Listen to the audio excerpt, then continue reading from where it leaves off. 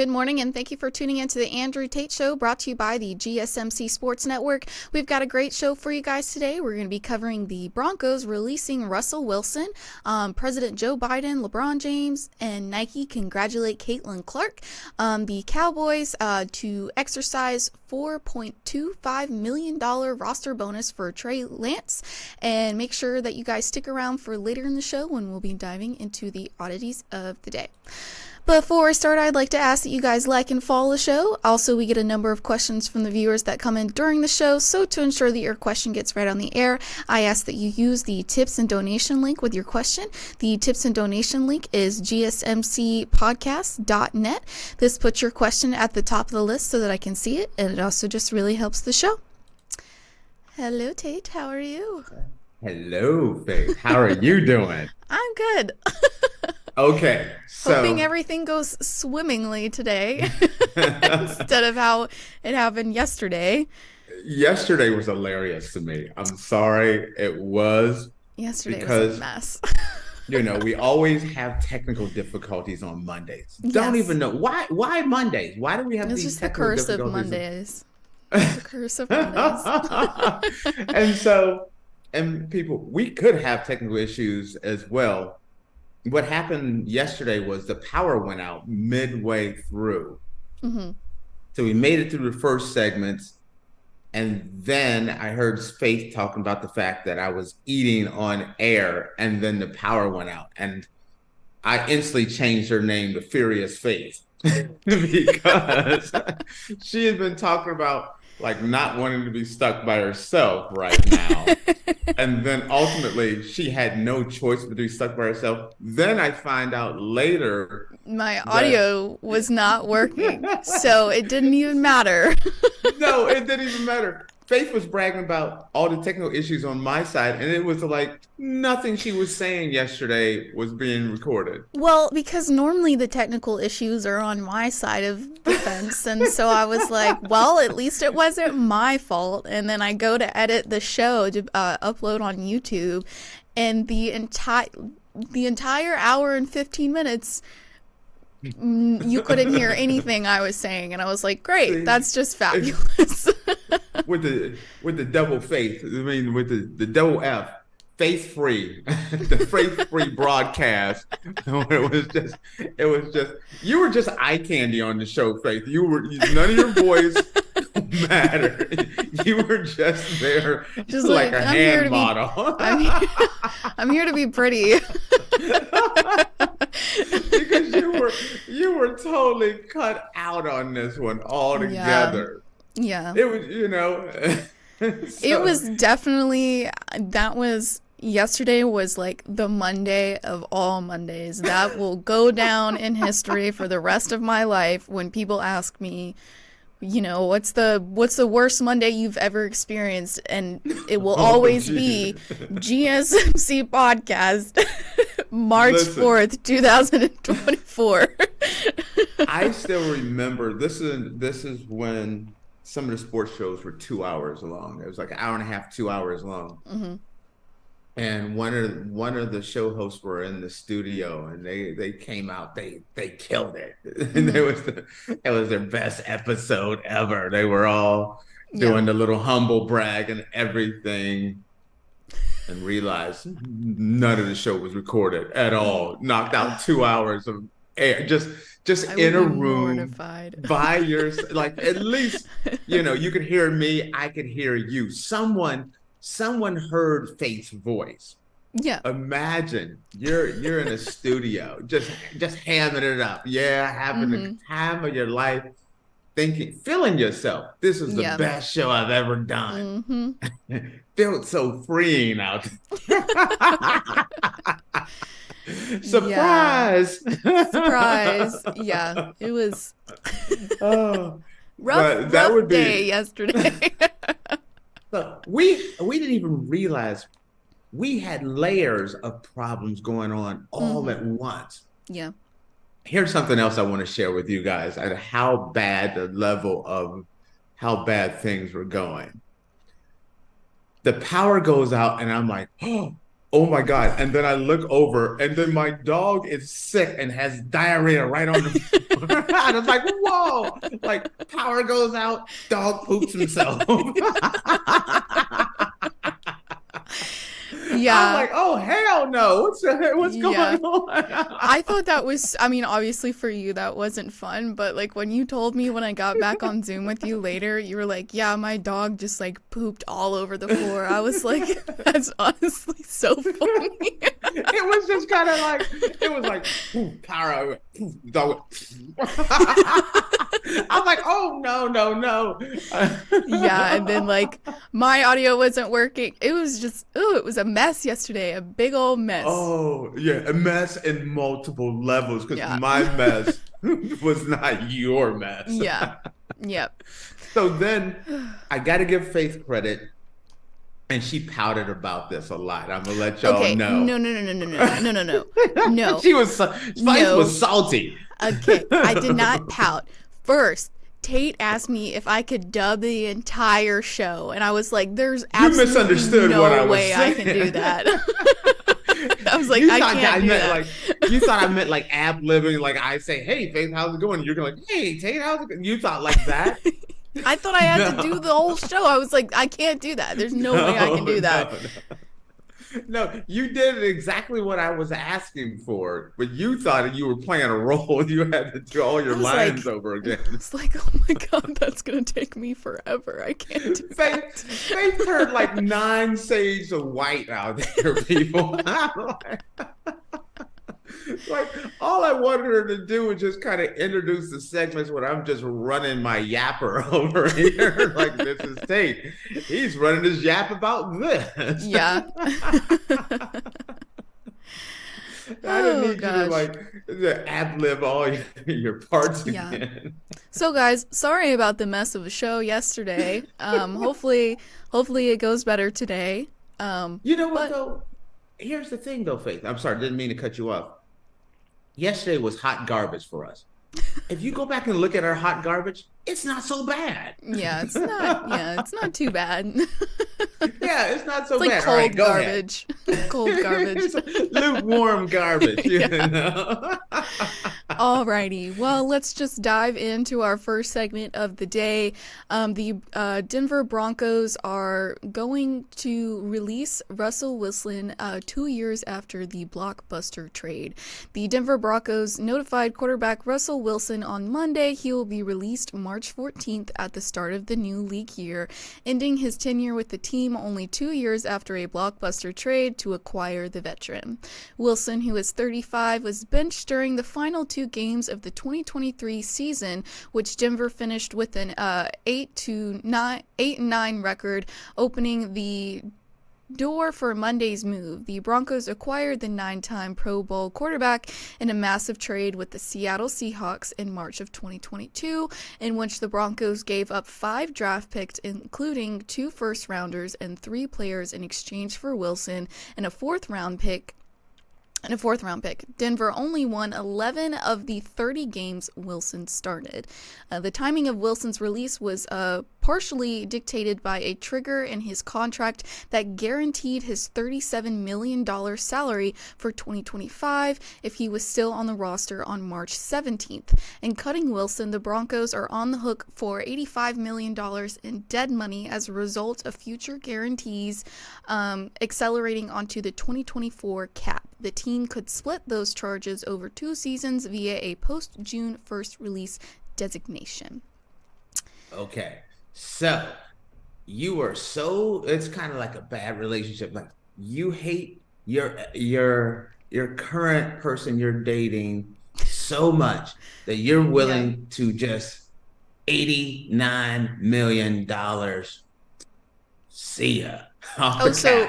So it's still going to him? That's what that means? No, 39 of it, he gets 39 million to go away. And let me tell you something, Faith. You drop me 39 million, deuces, girl. Bye. I'm out like a light during Christmas. See you later, alligator. $39 million just to go away. Mm-hmm. And then you can go sign with another team and sign another contract. Yeah. If you can do it, it's not a bad way to go. Mm-hmm.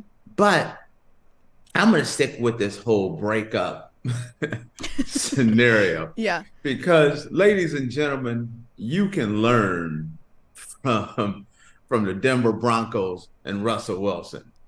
Sometimes in life, you look at the girl you have or the guy you have, and you're like, man, I'd be so much happier if I went somewhere else. You know what? Russ was loved in Seattle. He was Mm-hmm. loved in Seattle. They were going to build a statue of Russ out front. And it's like, you know what? Becky down the street is fine as hell. I'm going to go holler Yeah, at it's very Becky. much like toxic relationship vibes is what it seems like, honestly. And so Russ decides to leave Seattle. He packs his stuff up, actually moves down Yeah. to Colorado for the Broncos. And this thing and it was just horrible. I mean, A everyone thought it was mess. gonna be, everyone thought it was gonna be great. They gave up a ton of players, gave up a Mm-hmm. bunch of draft picks, gave up a bunch of money. In Russ, we trust. He's like Broncos country, let's ride all the way to divorce court. Yeah. you Mm-hmm. know, and see, sometimes you got to look at things and say, listen, what I got going on in Seattle is nice. I'm I'm guaranteed to be they're willing to lock me in long term. Mm-hmm. I'm gonna be a Seattle great forever. When I want to retire as a Seahawk. But no, Russ wants to cook. And Let him cook. you know, sometimes Russ was cooking kind of like they do those when some people are doing those deep fried turkeys in the house and just burn the whole damn thing down. Or Rustin burned up his kitchen because it's over. Denver, hot garbage. Mm-hmm. Russ is in trouble. He's gonna get that 39 million, but Russ is 35. If he is not careful, Mm-hmm. the move he makes in the next month determines his whole future. If he Okay. goes on a team that's like, hey, we're gonna invest in Russ, we're gonna give him a long-term deal, then great. But most likely it's gonna be like, listen, this dude is 35. He's coming off of his two worst years of his career. He just got, benched. And it's like, hey, we'll bring him in, but we're gonna draft a quarterback. We're gonna draft our future quarterback. He's gonna learn from this guy, and then we're gonna get rid of him, and we're gonna bring in a starter. Russ is at that point. He's at that Cam Newton point, where it's like, if you don't make the right decision this go around, this is the most important decision of his career at this point. And money should not be the case. Russ's pockets are padded, real Yeah. nice, Yeah. especially that 30 That something just million extra dollar 39 yeah 39 39 million. that extra peace out clause he got. Yeah. Okay, so if Russ works out and talks to a team, there's a number of teams that need a quarterback. I'm telling you, I'm hitching my wagon to the Pittsburgh Steelers. We just saw other quarterbacks get out of there, like Jimmy G. He went to the Raiders. He doesn't have a job anymore. Mm-hmm. And Jimmy G is going to be a career backup from this point on. I don't really see him. He may start here or there, kind of like Flacco did, but it's over, in my opinion, for him being considered the franchise and the future of an organization. And that's a rough thing. Well, Russ could be that same situation. Does he pick the right situation? Even like when you look at like old time a player Joe Montana, at that time considered one of the greatest of all time. He went to Kansas City, but he was only in Kansas City a few years. No one is going to say, hey, there's very few places that's going to say, hey, this dude is 35. Let's lock him in long term. 35 is 75 Yeah. and NFL age. It's like dog years. And and after watching the Broncos, Russ got fleas. And it's one of those things where Russ got to be real careful. And I saw that the Steelers were kind of saying they're not really that interested. Man, he has to be, or maybe like go to, if it's not them, there are three places I would beg and plead to try to go back to Seattle, but I don't know how set they are there. They're moving, they're turning the chapter and moving on. I was about to ask you if you thought that maybe Seattle would take him back. How many people go back to their ex after they leave their ex and then they go to the next girl? Never happens. It never happens. So I think if he can't get in with let's say Pittsburgh and he can't get to Seattle, Atlanta needs a quarterback. But the thing with Atlanta is, will they go and draft another quarterback? You may have to go to a place that is, if you think, maybe it's even better to go in and back up someone that maybe are on shaky ground. Look at Tampa Bay. Look at somewhere where there is a need for a guy like him. Going to maybe New Orleans or I tell you what, go to New York.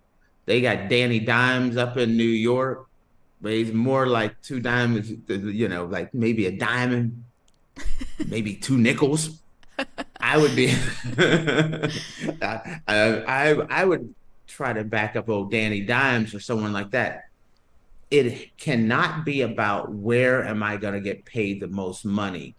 Where am I gonna, and it can't be like a Cam Newton where it's like, I just got to land somewhere and then I'll make it happen.